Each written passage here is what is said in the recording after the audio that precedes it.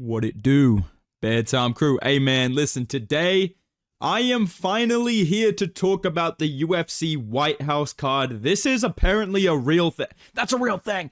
Apparently this is actually happening. Now, this got talked about a couple of months ago and I didn't really make a video about it. Number one, because I'm lazy, I couldn't really be bothered. But also because I didn't really think it was genuinely serious, but it is serious. Like, this is going to be happening at the White House. There is fucking renderings out now. They've been on fucking Fox News talking about this.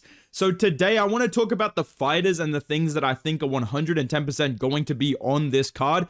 And then I'm going to build a card that I could see realistically happening. This is basically me predicting what the White House card will look like. And I feel like I have a pretty good read on the UFC. If you've seen my bingo card videos, you've seen my matchmaking videos, I can make a better card than the UFC, but I can also predict exactly what's going to happen within the UFC script writing team.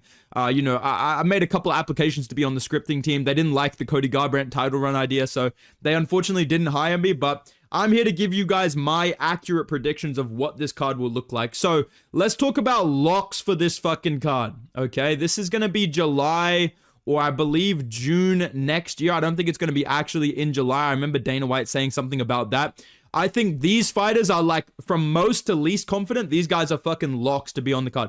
Number one, Kayla Harrison. 110% Kayla Harrison will be on this fucking card. She's the only American champion right now.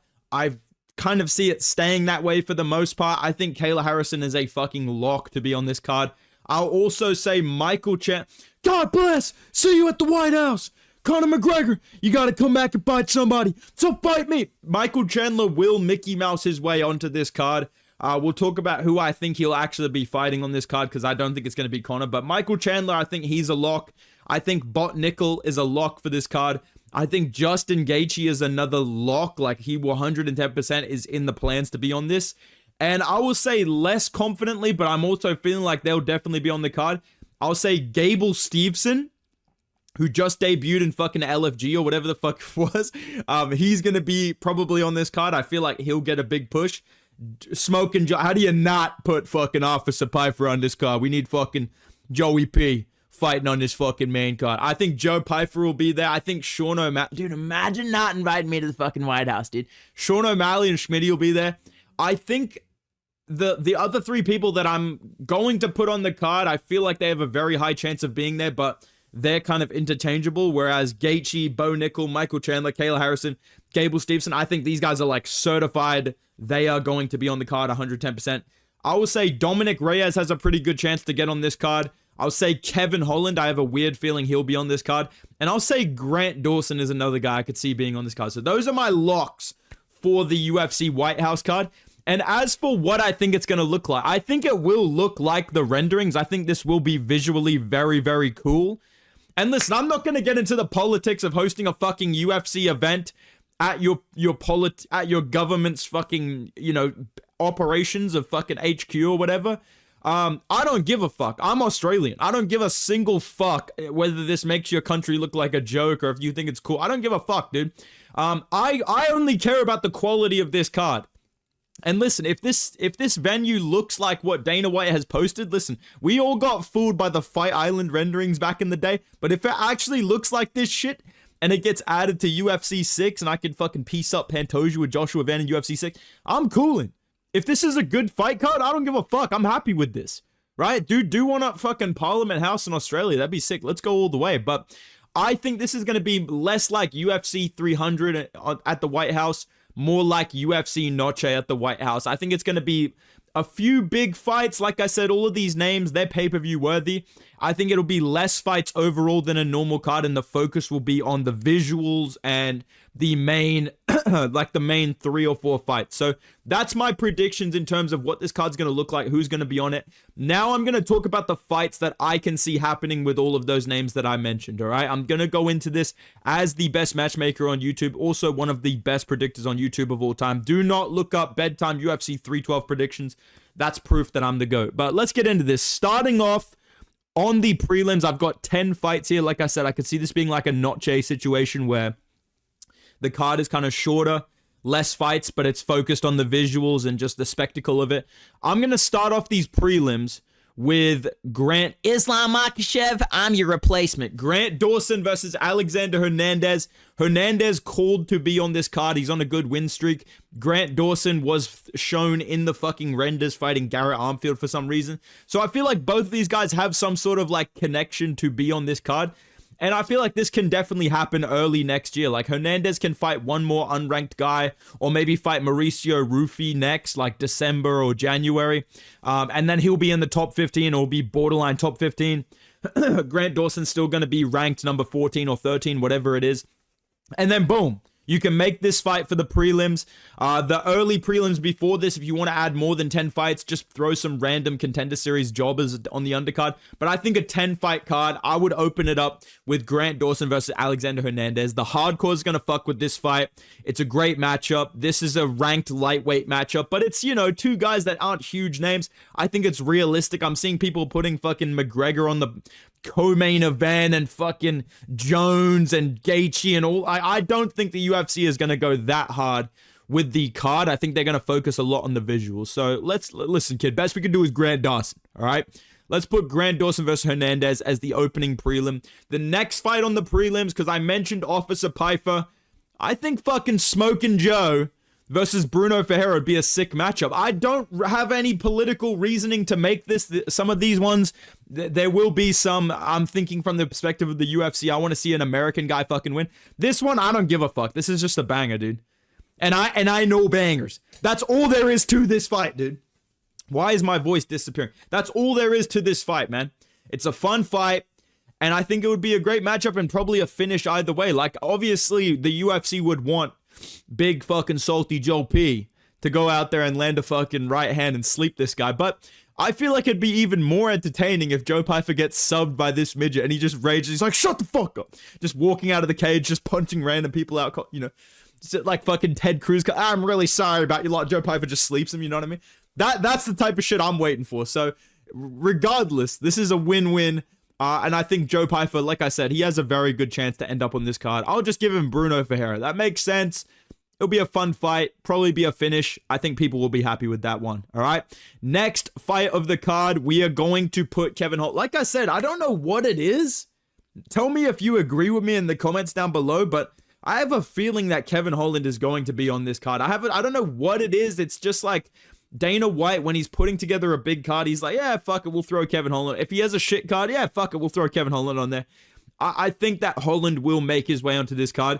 I want to see Kevin Holland versus Jacoby Smith. And the reason I haven't done Kevin Holland versus like Colby Covington or something like that is Kevin Holland is probably going to lose to Mike Malott, or if he wins, he'll be ranked number 15.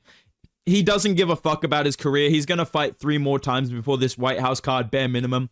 I just say fuck it. Kevin Holland, it doesn't matter if he's on a win streak, if he's on a losing streak. Him versus Jacoby Smith. You have Kevin Holland, who UFC casuals love. The UFC loves him. He's going to promote the fight. It's going to be funny to see Kevin Holland interact with like fucking politicians and shit like that. And Jacoby Smith is one of the best American prospects right now. I think Jacoby Smith has championship level potential. So this is a good outcome for the UFC either way. Like either Kevin Holland wins and fraud checks him, and you've got Kevin Holland in a cowboy hat, you know, celebrating at the White House. That's a huge moment. You boost him up to lose to some random jobber in his next fight. Or Jacoby Smith, in my opinion, beats Kevin Holland, and you get a huge boost in star power for this American prospect that you can put him on a pay-per-view now, and he's got some hype behind him. So Kevin Holland versus Jacoby Smith, I think that's a big name versus an American prospect. It's win-win for the UFC. And like I said, bro, I just have this feeling that Holland will be one of the UFC guys that gets put on this card. Like I'm pretty confident if he's healthy, he'll be put on this card, all right?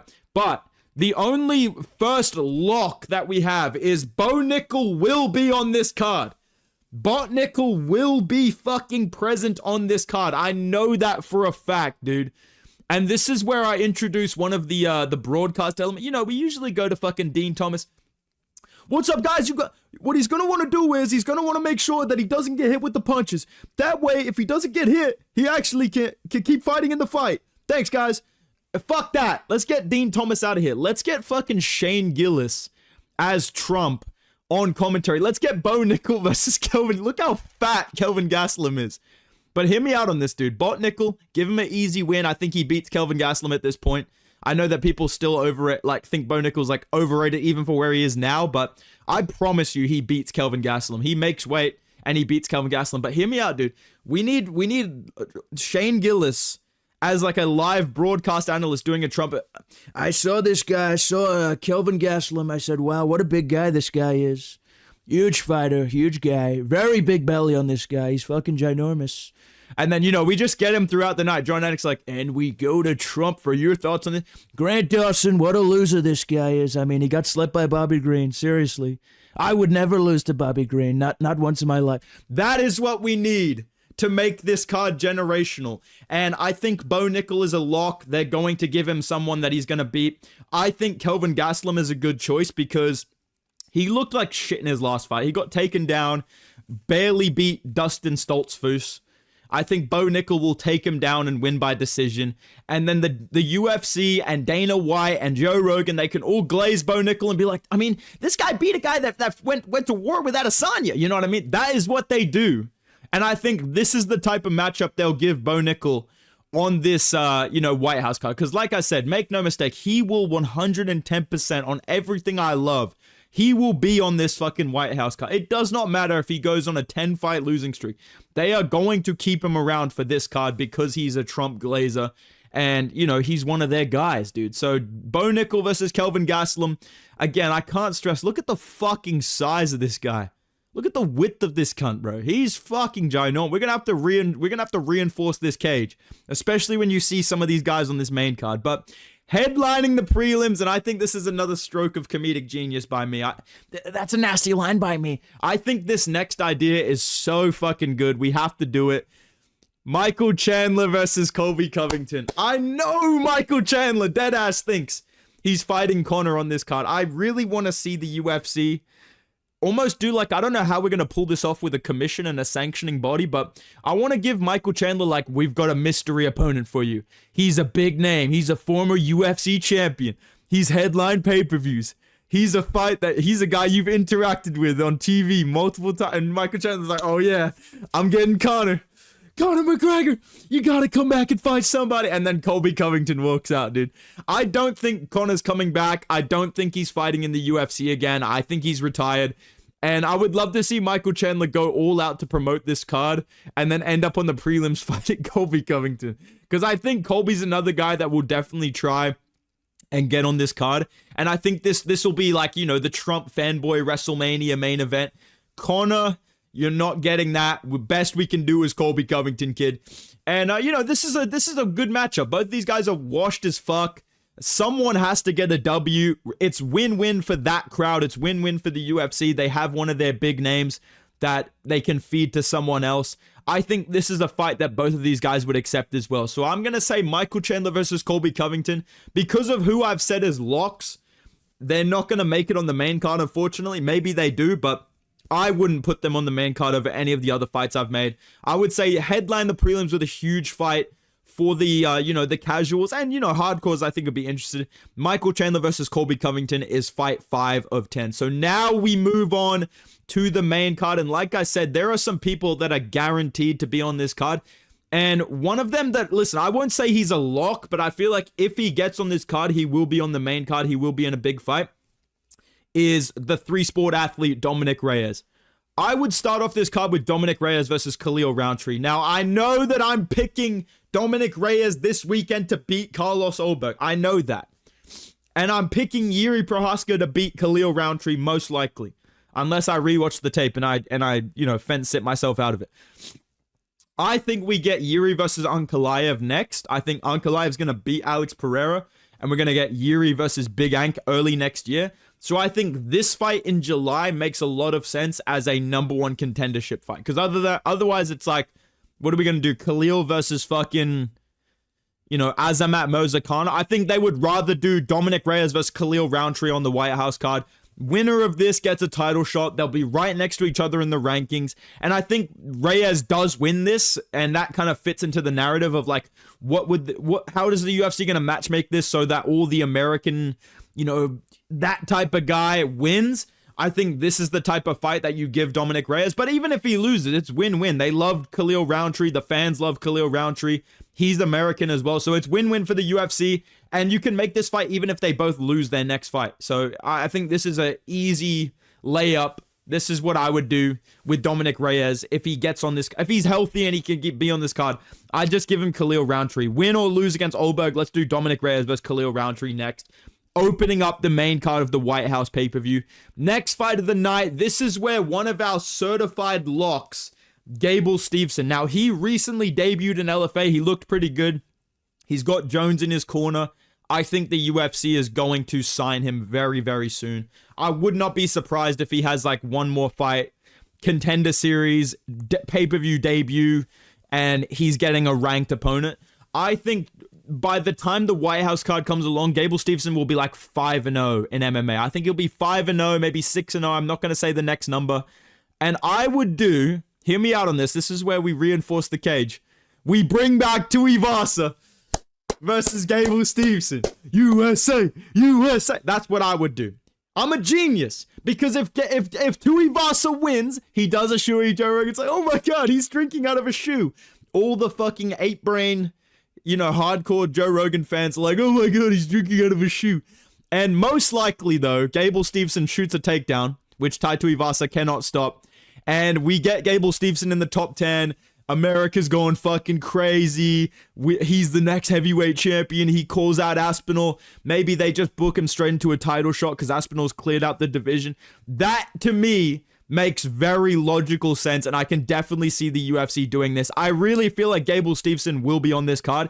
I would give him Tai Tuivasa. That's why he's hanging around in the top 10. They're probably just going to feed him to someone that they want ranked. Boom. You beat Tai Tuivasa via round 1 ground and pound TKO or submission, and then you get to fight Cyril Gane or Volkov or someone like that you also hope just can't wrestle, and you get a title shot against Aspinall. That is the dream of the UFC. So I think that Gable Stevenson will be on this card. I could see him fighting Tai Tuivasa or, Marcin Tybura. Someone like that's a little bit risky. I think Tuivasa is the move, okay? Next fight of the night, we're going to bring in Big Schmidt. We're going to bring in Shug. We're going to have Tim Welch live on the way. Here, Shug. It's almost over, Shug. Don't worry, Shug. It's almost over. Here, drink this THC, bud. We get all of the classic Sugar-isms. I think Sean O'Malley will try and get on this card, and I think if the UFC can make it happen, they will. This is what I think is going to happen at bantamweight. Eamon Zahabo is going to beat Cheeto Vera. Sean O'Malley is going to win a robbery decision against Song Yadong. Sean O'Malley will sleep Eamon Zahabi in front of the president. This is the easiest America versus Canada matchup you can make. I think this is fucking genius by me, dude. Because like I said, I'm pretty sure O'Malley's probably going to come back in December. I think he's going to fight Song Yadong. That seems to be what people are talking about. O'Malley said he's down. Just rig a fucking decision win for Sean O'Malley, honestly. I think he wins that fight, but still, even if it's close, just rig it for Sean O'Malley. Even if he loses, to be honest, he'll probably be ranked, like number 3 or 4? Eamon Zahabi is going to beat Cheeto Vera via decision. Let's do fucking USA versus Canada. And honestly, Sean O'Malley 110% wins this by knockout. Eamon Zahabo nearly got sent to the Shadow Realm by Jose Aldo. He's like 37 years old. I think Sean O'Malley flatlines Eamon Zahabi. I think this is the type of matchup they give Sean O'Malley so that he gets to be on the White House card. He gets a big win. The crowd goes fucking crazy. That, to me, is genius UFC predicting. This is the type of shit that they love to do. I know it seems funny now, but I'm telling you, this is very, very possible, very likely to happen. I'm telling you, this is not outside the realm of possibility. I think this is going to happen, okay?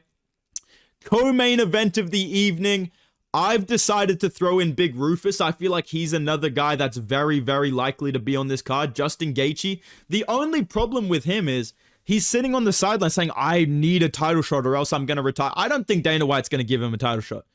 I think in January on the Paramount debut card, I said this in another video, I think it's going to be Max Holloway versus Ilia Topuria 2. I think that will be the title shot. I think Arman will fight maybe Dan Hooker or Paddy Pimblett in November this year in UFC Qatar. Maybe Paddy Pimblett is the move, Arman versus Paddy Pimblett. If I'm Paddy, I would accept that. You're getting Arman Sarukian off a giant layoff, and if you win, you are 110% easily the number one contender. Maybe they just do Paddy versus Ilya straight away because Ilya wants to move on and fight Islam. But what I'm saying is, Gaethje's not getting a title shot. I think Max Holloway is going to get the title shot ahead of him. I think Paddy Pimblett could get the shot ahead of him. I think Arman Sarukian could get ahead of him. If I'm the UFC, I will say, listen, Gaethje, listen, Rufus, stop swinging fucking overhand, stop grunting. Here's what we'll do. We'll put you on the biggest card of the year. We'll put you on the White House card. We'll put you as the co-main event. If you win this fight that you already agreed to a year ago, you will 110% get the next title shot. You can fight for the vacant belt, or you can fight Ilya if he sticks around. 110%, we will give you a title shot. I would do Gaethje versus Hooker because he already agreed to this shit before Hooker pulled out. Hooker's coming off a long-ass layoff and a bunch of injuries, but he's ranked in the top 6. It makes sense ranking-wise. They were going to do this fight. Gaethje already agreed to this fight, so they can hold that over his head and be like, bro, you said you would fight Dan Hooker for a title shot. He stepped out. You fought Rafael Fiziev. That's not really that big of a win. If you beat Hooker, we'll give you a title shot. No questions asked. And you get to be on the White House card, which you seem to really want to do.